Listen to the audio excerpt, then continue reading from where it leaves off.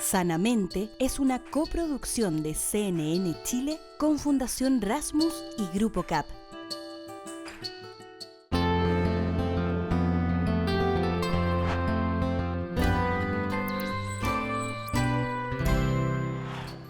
¿Cómo están? Bienvenidos, bienvenidas una vez más a Sanamente, que en este momento estrena un especial con esas entrevistas que han dado que hablar en las redes, en el mundo y también en nuestro propio fuero interno, en nuestro corazón. Vamos a hablar justamente de esa disyuntiva en la que estamos madres, padres y cuidadores, que buscando acompañar a los hijos que están de vacaciones, están tratando de prepararse para ese descanso necesario de mitad de año. Igual les encantaría tener nuevas herramientas o sembrar esas palabras, esas ideas que nos permitan juntos encontrar caminos para gestionar estos tiempos tan difíciles. Aprovechar el descanso, pero también comenzar con energías renovadas el segundo semestre. Y vamos a partir este capítulo especial recordando una conversación muy necesaria que tuvimos con Amanda Céspedes, con quien pudimos abordar este desafío gigante que tenemos con la convivencia escolar, pero también sobre cómo sembrar el bienestar desde las casas hasta llegar a las comunidades educativas de niños, niñas y adolescentes. Veamos. Atravesamos un momento de pesar y tiene todo que ver con lo que vemos en la calle, con lo que vemos durante las infancias, en los colegios. Hablamos mucho de violencia escolar, pero definitivamente habitamos una era de mucha violencia que es transversal a los ámbitos de desarrollo de las personas. Hoy queremos mirar desde un lugar, por un lado, más compasivo, pero también uno donde probablemente hay más soluciones. Este problema de la violencia que estamos experimentando cada vez más y en aumento en los espacios educativos. Y para hacerlo estamos con Amanda Céspedes. Ella es médica, cirujana, neuropsiquiatra de la Universidad de Chile, presidenta de la Fundación Educacional Amanda y autora de muchos libros. 13 libros. 13 libros, Amanda. Vaya que has escrito, Amanda. Sí. Muchas gracias por estar aquí. Encantada, gracias a ti por esta invitación en estos momentos complejos que estamos viviendo. Algo que leía a propósito de este momento y que de repente hay unos pics de contenido por las noticias, era una declaración que tú hacías y era que estabas en desacuerdo de que habláramos específicamente de violencia escolar. ¿Por qué? Así es. Primero, porque coloca a la violencia al interior de los establecimientos educacionales y por lo tanto responsabiliza a las personas que están al interior de los establecimientos educacionales, llámese equipos directivos, equipos docentes, etcétera, de la causa de esta violencia, de alimentar esta violencia y de permitir que esta violencia se exprese, ¿no? Es como la violencia intrafamiliar. Cuando alguien habla de violencia intrafamiliar, inmediatamente aparecen los actores y uno adjudica a esos actores la génesis de esa violencia. Y esto indudablemente no es así. La violencia es social, ingresa, se infiltra en la escuela y se expresa allí, pero no está generada desde dentro. Ese es el peligro. Me ha tocado conversar mucho, Paloma, con distintas personas y estas personas, muchas de ellas, tienen ese concepto, que la violencia escolar se está gestando al interior de la escuela y por lo tanto la escuela es la que tiene que hacerse cargo, ¿no? Es como el concepto de bullying también. El bullying se le considera un fenómeno escolar y no lo es un fenómeno social. Y por lo tanto da la impresión de que siempre nuestras soluciones, sobre todo las más punitivas, se quedan muy cortas respecto del fenómeno profundo, ¿no? Así es. Hay una larga conversación, escuchaba el otro día una exposición que hacía Carmen Gloria López en Tele 13 Radio sobre cuáles han sido las aproximaciones en Europa. Y también como en Chile, en el mundo, está toda esta cosa como de expulsar, de sacar, de castigar, muy concretamente a los estudiantes, a excepción de ciertos países como Finlandia, Exacto, que buscan una aproximación más transversal y que cuidan desde la infancia, ¿no? Y el problema, Amanda, es que cuando uno dice eso, agranda el tamaño y el ámbito del problema y involucra a mucha más gente, entonces da la impresión de que nunca vamos a llegar a la solución. ¿Cómo lo ves tú? Efectivamente, varias personas a mí me han dicho que soy utópica, ¿no? Que creo utopías que van a ser imposibles de llevar a cabo. Y es precisamente por esto. Mira, el fenómeno tenemos que mirarlo desde una mirada de salud pública, en lo que se llama la prevención. Hay tres niveles de prevención. La prevención terciaria, que es actuar cuando ya el problema se instaló, ya no hay manera de erradicarlo y lo único que se puede hacer es buenamente ver de qué manera se pudiera minimizar, atenuar, ¿no? Es como el tema de la prohibición de los celulares en los colegios. El problema ya está instalado. La prevención terciaria es falible porque muchas veces no se puede hacer mucho. Por ejemplo, el 80% de los que se rehabilitan de consumo de drogas, a los 2 años ha recaído. Eso es prevención terciaria, rehabilitación de drogadicción. Pero luego tenemos la prevención secundaria. Y la prevención secundaria es lo que se debe estar haciendo y se debe estar perfeccionando hoy día en los establecimientos educacionales y en las familias en una articulación hogar-escuela, que hoy día está rota esa relación. ¿Qué es prevención Y además secundaria? muchos padres depositan en la escuela una Exacto. tarea educativa que también Que les ellos involucra. también, claro. Ellos tendrían que estar haciendo esa tarea en conjunto. Programas en la escuela de buena convivencia, resolución de conflictos, comunicación efectiva, habilidades socioemocionales, ¿no? Todo eso es prevención secundaria y eso se debe estar haciendo ahora ya. Y se ha hecho mucho. En los últimos años, la verdad es que ha habido Cada vez hay más grandes programas. avances, más programas. Hay programas que se han demostrado claramente exitosos. ¿Dónde está el problema? En que yo siento que los colegios aplican estos programas, pero no sistematizan los resultados y no hacen un seguimiento de manera de poder ver que esto efectivamente está funcionando. ¿Por qué? Porque la violencia es de la adolescencia y de la juventud, como hemos visto en la Universidad Austral.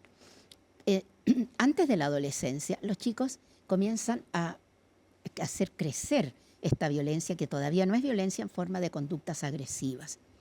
Y estas conductas agresivas precisamente se pueden evitar a través de estos programas que se llevan a cabo en las aulas. En y que esta se llevan a versión cabo. secundaria. Esto como en es la las prevención intervenciones. secundaria. Intervención en el problema antes que este problema se vaya a hacer mayor. ¿Y la primaria? Y luego tenemos la prevención primaria, que es verdaderamente donde tenemos que poner el foco. Y la prevención primaria es una transformación cultural. Muchas veces se piensa que prevención primaria es comenzar en los jardines infantiles.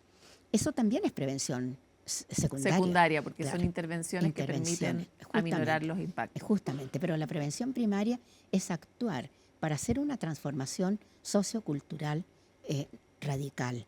Y para ello lo que necesitamos es aunar puntos de vista, juntar miradas, trabajar intersectorialmente. Necesitamos mirar la sociedad, tratar de descubrir estos focos de daño que ya está instalado en la sociedad y ver de qué manera allí podemos actuar. ¿Dónde se actuaría en esa intervención primaria? ¿Cuáles son esos lugares que tú misma has podido identificar que terminan siendo relevantes en el devenir posterior de la historia de un niño o una niña? A ver, a nivel de los padres, en lo que se llama el rol parental, poner el énfasis en la comunicación efectiva. El niño que tiene una verdadera comunicación con su familia es un niño que está protegido, es un niño que va a crecer emocionalmente sano. Poner el énfasis en que las familias aprendan a resolver conflictos de manera pacífica. Poner el énfasis en todo lo que significa lo que hoy día se llama la parentalidad respetuosa o la parentalidad positiva. A nivel de las escuelas, hay que poner el foco en 3 grandes áreas, a mi juicio. La primera es que hay que comenzar a trabajar pensamiento crítico en los niños una vez que están ya en primero básico. De ahí en adelante, de manera que cuando lleguen a la adolescencia ya sean expertos en buscar fundamentos frente a los fenómenos antes de opinar sobre ellos y antes de actuar sobre ellos, ¿no? Amanda, tengo una incomodidad que probablemente le pasa a mucha gente mientras escucha esta conversación, y es que cuando uno devuelve a la familia el foco, necesita integrar las circunstancias, por ejemplo, laborales y vitales Sin de las duda personas, sin duda que en Chile mayoritariamente son muy exigentes y extremas para efectivamente tener tiempo de cuidar un vínculo, de hablar con los niños, de aprender uno a regularse para poder darle un buen ejemplo a los niños y enseñarles a regularse, ¿no? Tenemos además unos adultos muy dañados que vienen de una sociedad con una alta tasa de violencia infantil. O sea, esos son los adultos que hoy día estamos siendo padres, ¿no? Entonces, Sin duda alguna, cuando yo nombro el rol de la familia, indudablemente detrás de la familia empiezan a aparecer otros actores. El diseño de las ciudades, un diseño amable para los niños. Hoy día hay que construir ciudades para los niños, porque los niños están con problemática de salud mental multifactorial, como dices tú, pero el encierro es un factor clave, no tienen a dónde ir. Piensa que hace 40 años atrás se estimaba que alrededor del 71% del tiempo libre los niños lo pasaban al aire libre y sobre todo en las calles. Hoy día no es más del 5 al 10%. Tenemos que volver a recuperar ese 71%, porque eso va a colaborar, como dices muy bien tú, a la salud mental, ¿no? Tenemos que trabajar para la salud mental y esto es multisectorial. El diseño urbano, las leyes laborales, el pensar en que la mujer todavía hoy día en el 2021 sigue teniendo muchos roles simultáneos y que no hay compasión, por así decir, social para que pueda ejercer estos roles de manera adecuada, trabajar la corresponsabilidad, ¿no? En fin, yo siento que muchas veces cuando se nombra un factor, no nombramos a los otros, porque a veces por falta de tiempo, pero muchas veces las personas que escuchan nombrar este factor piensan, no, pero es que yo no puedo hacer eso porque tengo todos estos problemas. Bueno, vayamos solucionando, veamos si se pueden ir solucionando todos. Amanda, ¿qué opinas tú de hoy día, tú sabes, pues cuando las cosas ocurren, todo el mundo pide la hoguera, digamos, o sea, estamos en ese momento y hay muchas voces que se levantan en torno a castigar a los estudiantes de la Universidad Austral. Hubo un episodio también en José Victorino Lastarria, bueno, tenemos el caso dramático de Calama, Meneses, etcétera, ¿no? claro. Imaginemos que tú tienes la decisión. ¿Qué decisión tomarías tú en esos casos? En primer lugar, tenemos que pensar cuál es el porcentaje de problemática de salud mental que tenemos hoy día al interior de las aulas, de la misma manera que al interior de los mundos laborales, ¿no? Tenemos alrededor de un 60 o más por ciento de problemática de salud mental. Bueno, hay que trabajar con esa salud mental y los profesores deben recibir formación, capacitación para poder darse cuenta cuando un alumno está entrando en el túnel de la problemática grave de salud mental, lo que denominamos psicopatología, de la cual no va a haber retorno, como es el caso de Meneses, ¿no? Se ha dicho que los profesores no son psiquiatras y que por lo tanto no tienen por qué hacer esta tarea. La pueden hacer perfectamente. Es más, cuando la hacen, ellos mismos se ven beneficiados, porque en el curso vuelve a reinar una mejor convivencia, porque los chicos aprenden mejor, porque los rendimientos académicos obviamente mejoran. En fin, entonces claro, es pero factible. eso supone necesariamente, porque también te escuchaba en otra entrevista hablar del sufrimiento de los docentes.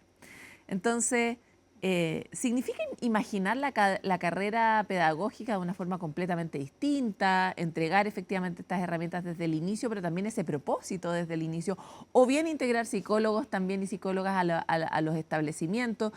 ¿Cómo se produce esta transformación más radical? Porque efectivamente hoy el privilegio de cambiar es de algunos, pero existe. Y esos unos abren puentes y abren modelos para otros. ¿Cómo sería para ti un diseño que permitiría abordar esto de una manera más integral dentro de un colegio? Una modificación bastante radical, por no decir completamente radical, de lo que es hoy día el sistema educativo. De manera tal de poder también atenuar los altos índices de compromiso emocional y de problemas de salud mental en los equipos docentes, indudablemente.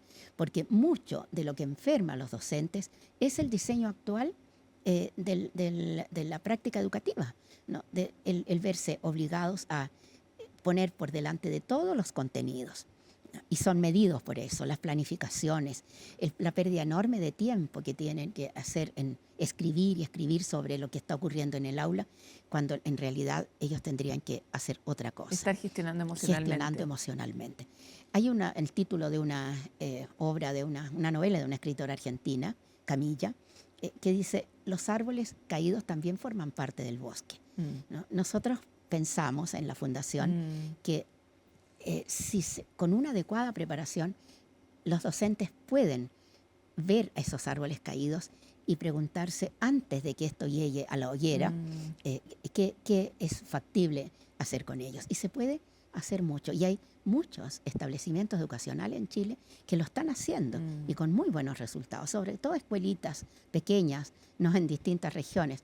En Santiago creo que es más difícil, el sistema es más despiadado. Porque lo que tienen esas escuelitas igual es que de alguna forma tienen una base mucho más sólida porque tienen un vínculo y son una comunidad.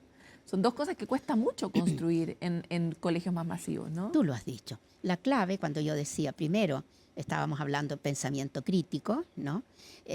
Lo que tenemos que introducir hoy día en prevención secundaria, que los niños aprendan pensamiento crítico, tenemos que introducir también un área que hoy día está en gran desarrollo en otros países, que es el tema de la compasión como fenómeno científico. La compasión tiene una base neurobiológica. Nosotros, los seres humanos, tenemos genes de compasión y esos genes tienen que ser activados tempranamente, cuando el niño está en los primeros años de escuela. Y eso también es factible. Ayúdame a imaginar una circunstancia en la que uno, cuando tiene un hijo chiquitito, le activa la compasión.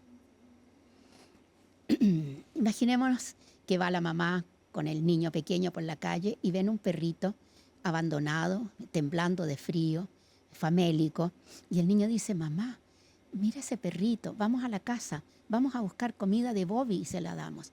Y la mamá le dice, no te acerques, es un perro sarnoso, un perro pulguiento, déjalo ahí tirado, no te acerques. Bueno, esa mamá está fomentando una de las características más prominentes hoy día en la sociedad, ¿no? Y que es el egoísmo, la falta de empatía. Y que solo te importe tu metro cuadrado. Que solo te importe, claro. Que no te ensucies, no te contamines. El tema de la compasión nace de la empatía. Y la empatía nosotros debemos desarrollarla en los niños antes de los 5 años de edad, para que luego, de los 6, 7 en adelante, la empatía dé paso a la compasión. ¿No? En muchas escuelas hoy día se trabaja. ¿Cuál es la diferencia? ¿Cuál es el empatía booster de la compasión? Exacto. Entre empatía y compasión. La empatía es aquella capacidad cerebral que tengo yo de darme cuenta de lo que le está ocurriendo al otro y de sintonizar con lo que le está ocurriendo. La compasión es un paso más adelante. Cuando yo sintonizo con lo que le está ocurriendo al otro, lo que yo quiero es hacer algo por ello. Y nace entonces el espíritu de servicio. Y tenemos, por ejemplo, establecimientos educacionales, sobre todo aquellos que son confesionales, donde se trabaja el espíritu de servicio desde muy pequeño. ¿No? Los niños hacen mucha actividad social y ese niño va desarrollando en su interior una fuerza compasiva que más adelante le va a impedir tratar de dañar a una ministra, otro, ¿no? Claro. Maltratar al otro. Es eso lo que tenemos que introducir hoy día en las escuelas, y allí vamos a estar haciendo prevención primaria y secundaria al mismo tiempo. Amanda, tú mencionabas la prohibición de los celulares como una intervención terciaria, que lo es, pero está teniendo efectos de intervención primaria. O sea, cuando uno mira los resultados de lo que está ocurriendo, por ejemplo, colegios que sacan los celulares y que los niños vuelven a hablar, vuelven a jugar en el recreo, bajan los niveles de irritabilidad. Es interesante el asunto de los celulares porque es un experimento que hemos visto en tiempo real. Sí, y hemos tenido distintos supuestos en distintos momentos, pero hoy también estamos viendo mucho los impactos, sobre todo los que tenemos hijos en edad de uso de celular, ¿no? Y como dices tú muy bien, pasa a ser una prevención secundaria porque es una prevención terciaria muy bien hecha, oportuna. Se ha hecho de manera oportuna. Yo soy absolutamente partidaria de esto porque siento que es actuar sobre un fenómeno que está creando patología muy seria, grave. Y por lo tanto los resultados van a ser muy buenos. Los chicos tienen, de entre los 15 y los 18 años, tienen un cerebro todavía muy plástico y por lo tanto van a poder recuperar habilidades sociales que en ese momento la estaban perdiendo. Pero eso no basta.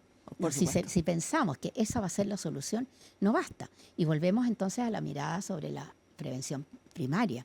En la prevención primaria, por ejemplo, una parte es enseñarles a los cuidadores, a los padres, a los abuelos, a todos los que tienen hijos a su cargo, niños a su cargo, que un niño menor de 5 años no puede tener en sus manos un celular. Por supuesto. ¿No es cierto? Porque eso, si lo hace hoy día, va a poder también, en poco tiempo más, entender qué cuidados va a tener que tener con la inteligencia artificial en manos de un niño menor de 5 años.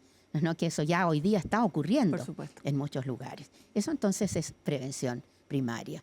Y prevención primaria después es que los niños de los 6, 7 años en adelante, hasta hacia los 10 años, comprendan que ellos no pueden tener un celular inteligente. No pueden. Es como decirle, ¿cómo quieres tú que yo te pase las llaves del auto? ¿Tú entiendes que no puedes manejar? Entiendo. Ya, entonces tampoco puedes tener un celular, ¿no? Claro, y después aprender también, no solo para los jóvenes, sino para los adultos, que necesitamos espacios libres de celulares también. Un poco como hemos sacado el tabaco, ¿no? De ciertos espacios. Así es. Parece que también lo necesitamos para cuidarnos a nosotros de grandes.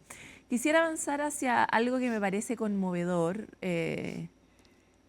desgarrador, creo que es más precisa la palabra, que es que en este estudio que hizo Senda, un porcentaje muy alto de los jóvenes estudiados se siente que es un fracaso. Fíjate en la frase, que es un fracaso, que nada les sale bien. Esto además tiene otro dato que es parte de la misma historia, que es que recibe de manera sistemática burla o maltrato por parte de sus pares. ¿Qué tipo de proyección de vida tiene una persona que siente que es un fracaso cuando es tan chica? Se puede hacer mucho. Se puede hacer mucho en la medida que lo identifiquemos y que prestemos atención a esa percepción interna de fracaso. Primero tenemos que decir algo que es importante, que desde el modelo del cerebro en desarrollo hay una etapa en la cual nos sentimos fracasados.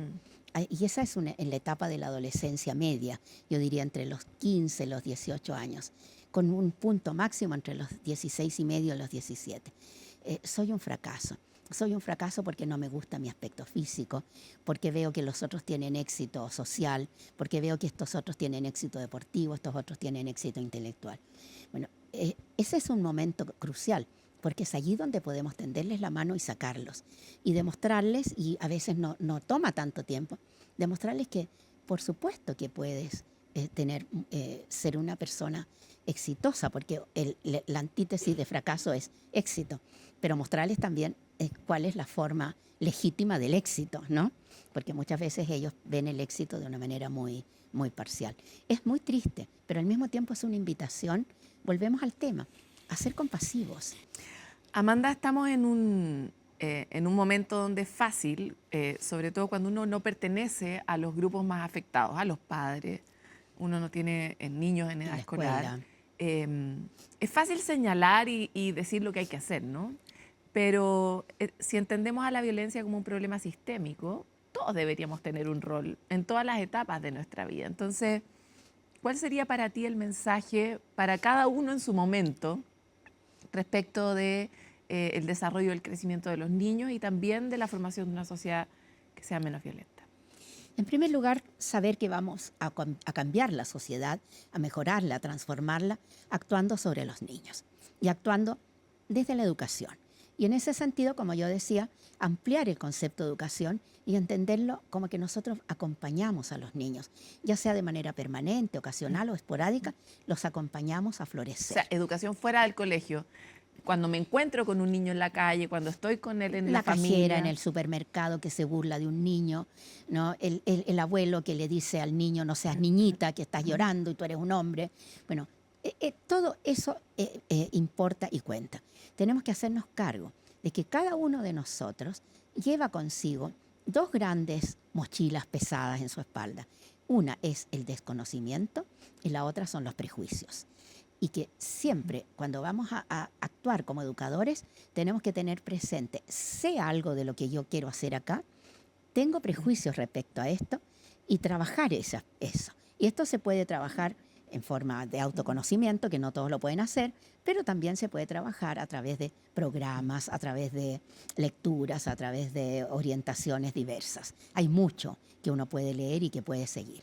Pero lo importante es saber que todos, absolutamente todos, somos responsables y que podemos cometer grandes errores desde el desconocimiento y desde el prejuicio. Igual, cuando uno mira las sociedades antiguas, ellas entendían que este famoso proverbio, ¿no?, que para criar un niño se necesita una tribu. Y no estaban estudiando todo el día y no eran un conocimiento más complejo que la comprensión de que necesitas cuidar a alguien que es vulnerable, ¿no? Tal vez desde ahí uno podría sacar la primera inspiración. Y eso tiene que ver con algo que yo insisto mucho, y es que todos tenemos en nuestro interior, en nuestro corazón, la intuición. ¿Y qué es la intuición? Es un libro de sabiduría inmenso, escrito a través de 3.000 generaciones. Es decir, nosotros hemos ido aprendiendo a acompañar a los niños en su desarrollo a través de este libro de sabiduría que se llama intuición. Probablemente hace 100 años atrás o 80 años atrás, los adultos escuchaban más la voz de la intuición. Hoy día se escucha más la voz del otro que te dice algo sin ninguna responsabilidad, ¿no? Recuerdo siempre haber ido en un supermercado y una mamá que estaba consolando a una niñita de unos 3 años que lloraba, y la mamá estaba inclinada y le hablaba al oído, y pasa una señora con su carrito de unos 75 años y la mira y le dice: no, pues, ¿cómo se le ocurre? ¿Qué va a criar ahí? Cría cuervo que te va a sacar los ojos. Una buena cachetada nomás.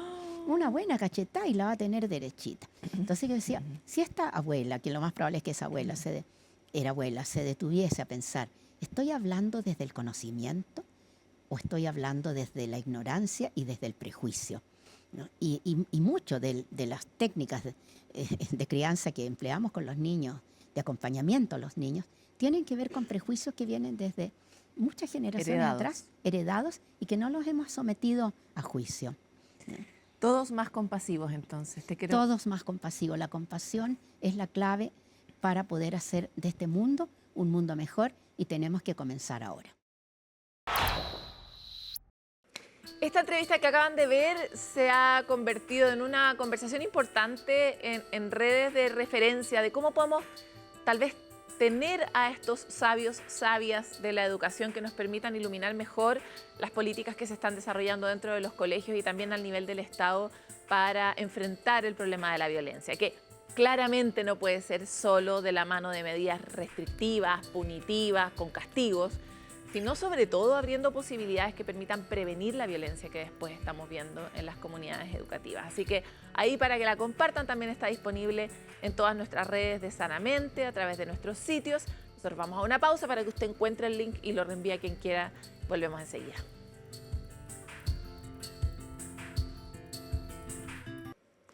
El baile es algo que algunos hacemos sin pensar, a veces nos dejamos llevar. A otros como que les cuesta más, pero siempre el movimiento es mucho más que ritmo. Nuestro cerebro trabaja coordinando el cuerpo, la memoria y las emociones. Por eso, incluso para aquellos que son inarrastrables de la silla durante los matrimonios o durante las fiestas, ¿ustedes saben qué pasa en su cerebro si es que bailan? ¿Cómo podría impactar para bien su propia vida? Constanza Pérez nos cuenta más en la siguiente nota. Para mí personalmente el baile es expresión. A mí me costaba mucho como comunicarme con la gente, cómo expresarme con la gente. El hablar para mí era muy difícil, pero siento que la música me ayudó mucho a yo poder comunicar y transmitir las cosas que yo sentía. Alejandra baila desde pequeña. Hoy es profesora de danza, pero para ella no es solo un trabajo, es una forma de expresión, una extensión de su propio ser. A mí me pasaba que yo en el colegio me iba muy mal. Si era como lenguaje, matemáticas, yo no era muy buena, sobre todo en matemáticas, no era nada buena. Entonces, mi memoria siempre iba de la mano con mi memoria muscular. Yo solía agarrar un cuaderno y girar y dar vueltas y estar así como dando vueltas por la casa, por la alfombra. Al no ser tan buena como memorizando palabras o cosas así, números, siento que la memoria muscular me aportaba para yo poder recordar ese tipo de números, palabras que se me dificultaban de una u otra forma a mí. Bailamos para celebrar, compartir, hacer ejercicio o simplemente disfrutar. Movernos al ritmo de la música o incluso sin ella es parte de la vida. Pero más allá del ritmo, ¿qué ocurre en el cerebro cuando bailamos? La danza no es solo movimiento, es una actividad compleja que involucra memoria, atención y coordinación. Con la música se activan los centros de recompensa y concentración, y con los movimientos los sistemas sensoriales y motores. La música es una de las prácticas humanas que se ha estudiado que tiene más impacto sobre la activación cerebral en general, en un global. Hay activación de las zonas del movimiento, de las zonas sensoriales, evidentemente de las zonas auditivas, de las zonas relacionadas con el ritmo, ¿ya? Y todas esas un poco al mismo tiempo.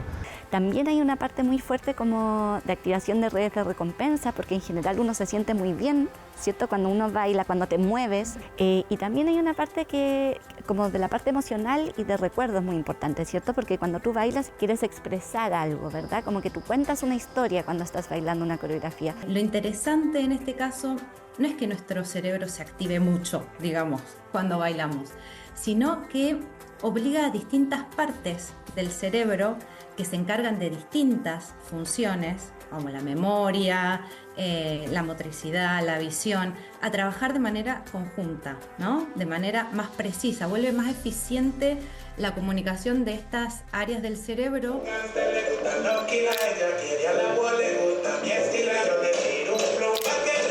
Años de trabajo y constante aprendizaje tienen sus frutos, pero no solo en una mejor técnica, sino también en un cerebro diferente. En mi proceso de la danza he encontrado que vamos por procesos, vamos por partes. Primero, claro, uno siempre está como con cuentas, que es lo básico, pero cuando llega un momento de conexión como tan profunda, cuando ya internalizaste tanto los movimientos, ya son parte como tuya de tu interior, ya no pienso. Ahora solo como llega un momento en el que siento. Es como aprender a andar en bicicleta. Al principio tú tienes que concentrarte súper bien, de no caerte, de mantener el equilibrio, ¿cierto? Y después lo puedes hacer sin pensarlo mucho, y un poco lo mismo pasa con los bailarines profesionales, ¿cierto? Que en el fondo, como tú llevas tanto tiempo practicándolo de forma muy disciplinada, constante, ¿verdad? En el fondo los recursos que tú necesitas para poder ejecutar esos movimientos complejos se van como afinando. Estudios muestran diferencias entre los cerebros de bailarines expertos y principiantes. Los profesionales mostraban patrones asociados a mayor coordinación mental, creatividad y eficiencia, mientras que los amateurs mostraban más actividad ligada a mayor atención a los estímulos externos. Sin embargo, los beneficios no son exclusivos para los profesionales. En jugadores de Dance Central, la práctica casual y sostenida en el tiempo demostró mejoras en el equilibrio y la coordinación motora. Lucía Amoruso participó en una investigación con tangueros profesionales y no profesionales, identificando cómo la experiencia en la disciplina impacta en el cerebro. Lo que hacían era observar videos de una pareja de tangueros bailando, que podían ejecutar estas figuras de baile de manera correcta o incorrecta.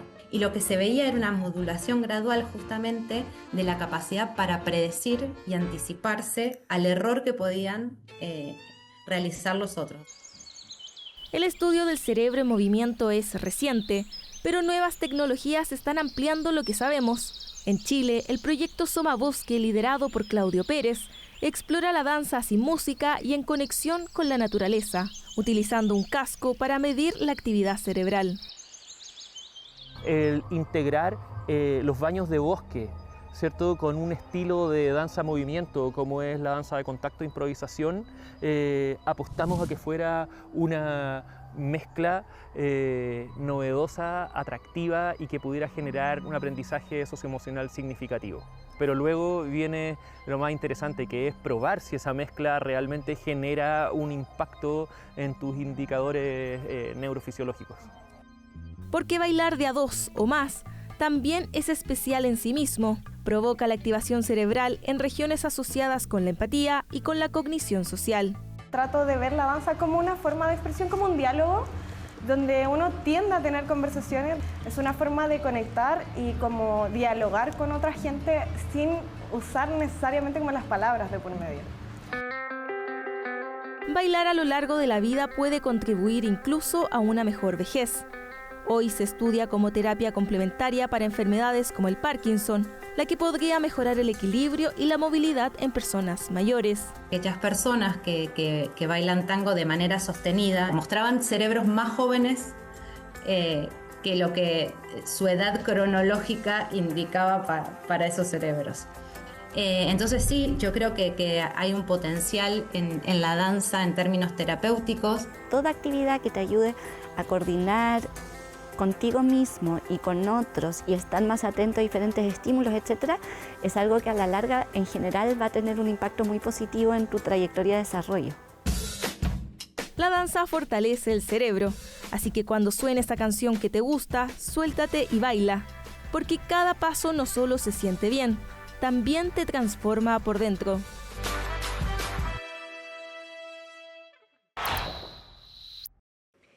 Si hay algo en lo que hemos porfiado durante todas estas temporadas de Sanamente es en señalar los enormes riesgos del uso excesivo de redes sociales en niños, niñas y adolescentes. Un riesgo muy grande en los más pequeños que nunca deberían tenerlas, pero en los más grandes, más limitado. Pero en Sanamente no solo queremos quedarnos en dar una alerta, sino ir un poco más allá y entender cómo podemos acompañar el uso, porque además durante las vacaciones, ¿ustedes qué hacen con sus hijos que tienen celular? Aunque tengan más de 16 años. ¿Cómo ponen límite? ¿Cómo protegen el desarrollo de su cerebro y también que estén a salvo en ese entorno digital cotidiano de su vida? Por eso decidimos hablar con el psiquiatra infanto-juvenil Elías Arab, que nos entrega algunas recomendaciones para estos tiempos tan difíciles para limitar las redes. Los estudios actuales muestran que un adolescente puede llegar a estar hasta 6 o 8 horas al día frente a un dispositivo electrónico en redes sociales.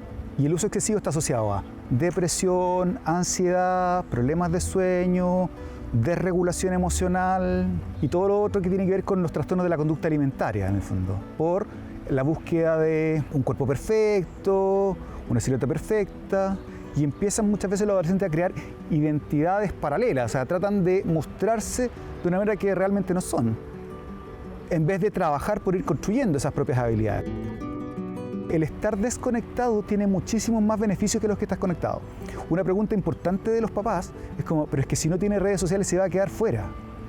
Y lo que dice la evidencia es que el uso excesivo de redes sociales produce un aislamiento social. Los niños dejan de compartir con su familia, dejan de salir a jugar. La habilidad de autorregulación se va a alcanzar en términos biológicos a los 25 años. Por lo tanto, hay un grupo de niños que se va a autorregular, pero es mínimo. La educación es fundamental y es indispensable, pero es insuficiente. Además de la educación, necesitamos supervisar y poner límites. En la medida que como papás estamos supervisando, podemos tener un control y un chequeo de lo que está pasando y podemos ir guiándolos en el uso de las redes sociales. Recomendaciones muy prácticas. 1. Que los teléfonos celulares no se carguen en las habitaciones, porque con eso protegemos el sueño, protegemos un momento en que somos vulnerables, porque a las 8 o 9 de la noche nuestra capacidad de autocontrol no es tan alta como a las 8 de la mañana.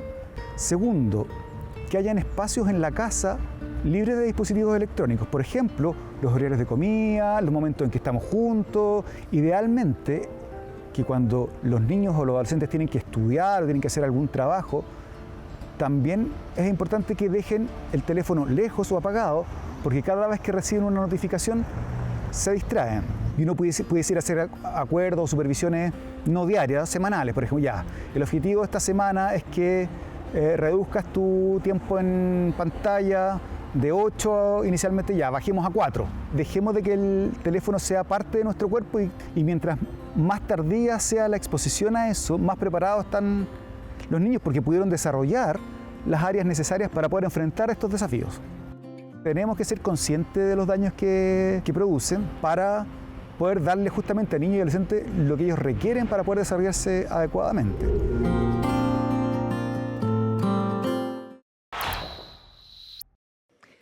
Lo bueno siempre se imita y por eso, para poder encontrar la calma, queremos mirar a los deportistas. ¿Qué técnicas usan para llegar a ese estado de concentración, foco y tranquilidad?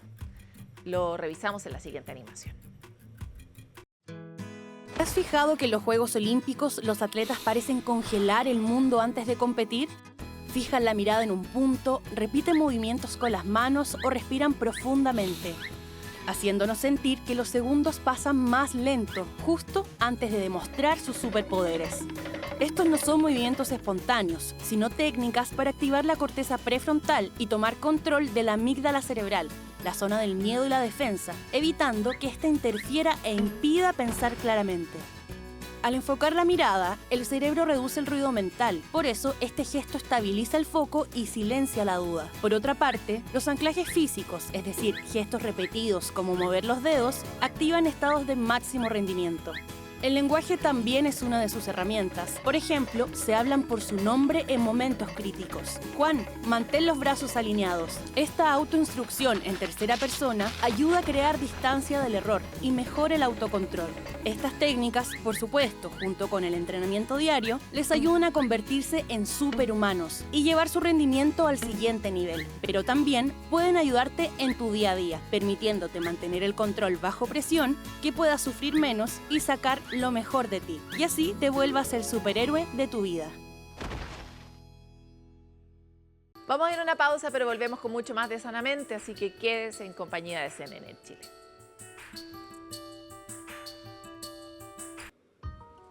Las personas no siempre encontramos palabras para explicar lo que sentimos. A veces, lo que nos pasa adentro es mucho más complejo y confuso como para poder ponerlo allá afuera.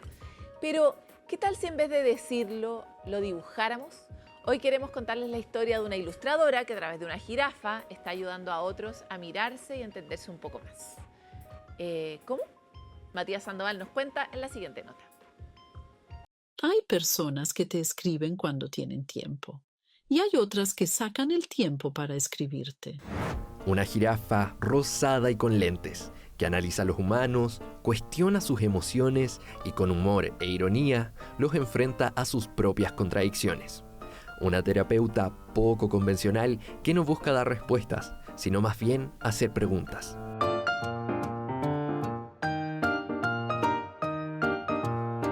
Ok, escúchame con atención porque voy a hablar muy rápido. Claramente tu concentración dura menos de 2 minutos. Detrás de este ácido y a la vez cercano personaje está María Inmaculada Guadarrama, o más conocida como Guada, ilustradora venezolana radicada en Chile hace ya varios años, quien ha hecho del dibujo una forma de explorar el mundo emocional. Entre mis diálogos internos y las cosas que se me ocurrían que eran como graciosas, porque no siempre quería hablar de algo denso, ¿sí? A veces quería reírme de mí misma. Y en este deseo de reírme de mí misma nació esta voz un poco crítica, un poco irónica de la jirafa. La jirafa es una jirafa terapeuta que su misión siempre era sacarme de mi papel de víctima o mi papel de enrollada, por así decirlo. Una jirafa que en redes sociales ya suma más de 1 millón de seguidores. Un lugar donde Guada comparte sus viñetas, las cuales nacen de un anhelo de poder expresar sus pensamientos más internos.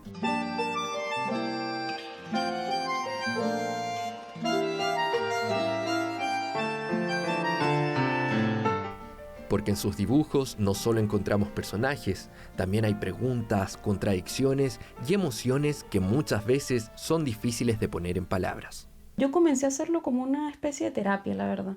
O sea, lo hice porque no me sentía quizás escuchada por mí misma o por los demás, no sé, quería hablar de cosas que yo no decía, quería atreverme a sacarlas y había muchísima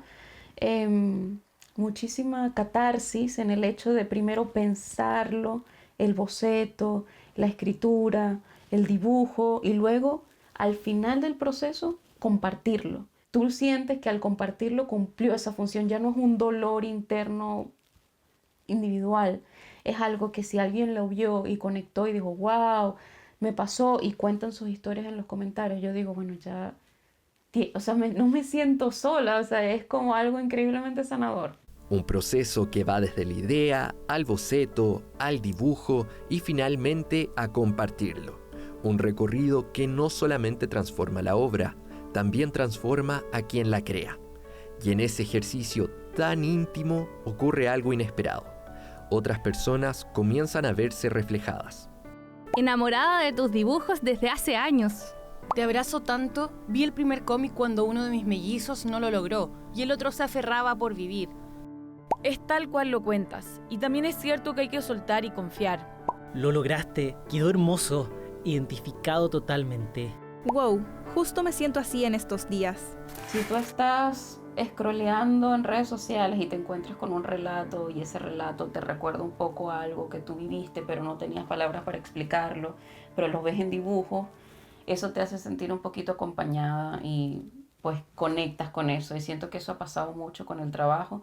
Siento que esa es la función del artista, un poquito como hablar de esas historias que pueden ser individuales, pero que también son compartidas y colectivas con muchas personas. El arte y la comedia son dos elementos que atraviesan todo su trabajo, al igual que la idea de entender la salud mental desde una mirada integral. No soy psicóloga, pero respeto muchísimo a los psicólogos. Siento que estamos en un momento en donde hay una crisis de salud mental importante, y siento que los psicólogos no alcanzan los psicólogos nada más ellos que sean los encargados de poder abordar todo esto que significa la salud mental o el bienestar. Y el arte es sí o sí una de las cosas que más puede ayudarte a alcanzar un bienestar o a conocerte a ti mismo, porque cualquier forma de expresión es sanadora, porque el ser humano es naturalmente creativo, somos creativos por excelencia, somos contadores de historia naturalmente. Una jirafa que ahora se está preparando para dar un salto a las series animadas, y así seguir recordándonos que tal vez no siempre tengamos las palabras exactas para explicar lo que nos pasa, pero a veces basta una viñeta para identificar lo que sentimos y transformarlo en algo que podemos ver y compartir. Y recuerda, humano, eres el autor de tu propia historia. Pero por favor, dime que no estás escribiendo un drama eterno sin final feliz. A veces queremos tener nuestro propio espacio para estar solos, pero ¿cómo sabemos cuando ese espacio dejó de ser un espacio para reflexionar y en realidad es uno de aislamiento que no nos permite estar cerca de nuestros amigos, de nuestra familia o de eso que nos gusta hacer? ¿Cómo podemos salir de ese momento, de ese lugar en el que nos hemos puesto? Vania Martínez, psiquiatra de la Universidad de Chile, nos entrega algunas sugerencias que podemos aplicar durante estas vacaciones. No es lo mismo aislarse socialmente que querer estar en espacios solo o sola, que de hecho son esperables, agradables.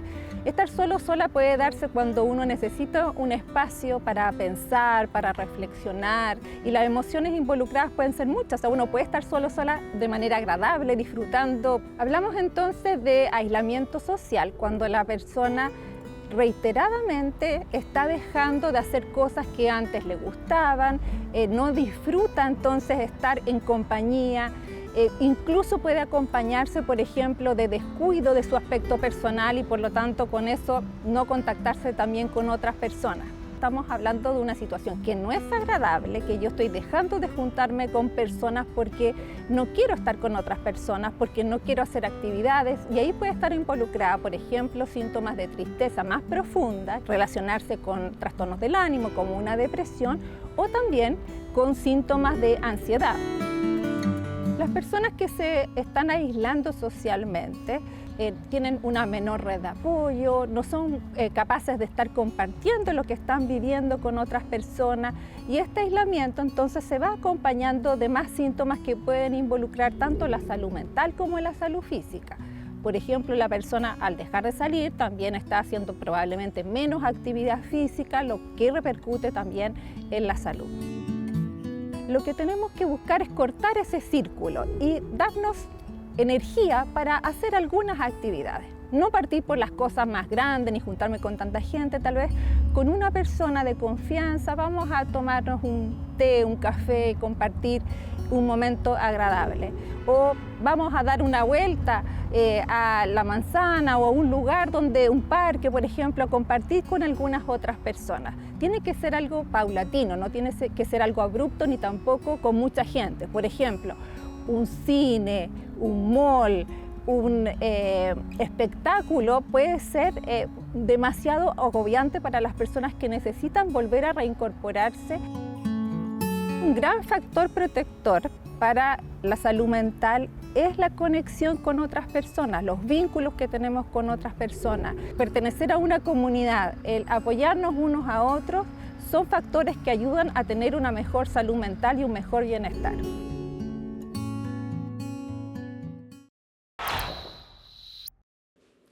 Llega el momento de despedir sanamente, pero como siempre queremos hacerlo junto a una plataforma que podría ayudar a orientar a más de un grupo de la comunidad sanamente. Es Convivencia Digital, una organización sin fines de lucro que promueve el uso ético, seguro y responsable de la tecnología en niños, jóvenes, familias y comunidades escolares. Tiene material educativo disponible, recursos didácticos, programas y tanto más que lo pueden encontrar ustedes en su sitio web www.convivenciadigital.cl.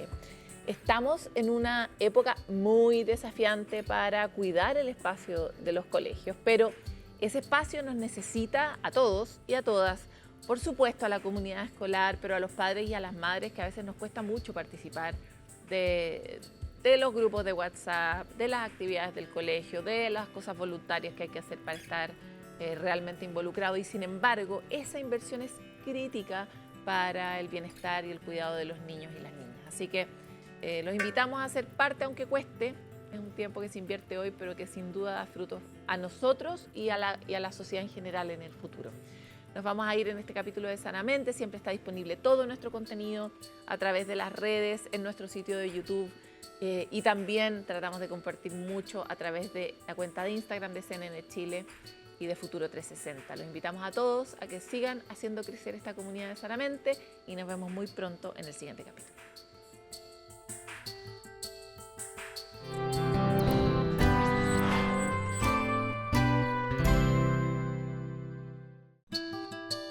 Sanamente es una coproducción de CNN Chile con Fundación Rasmus y Grupo CAP.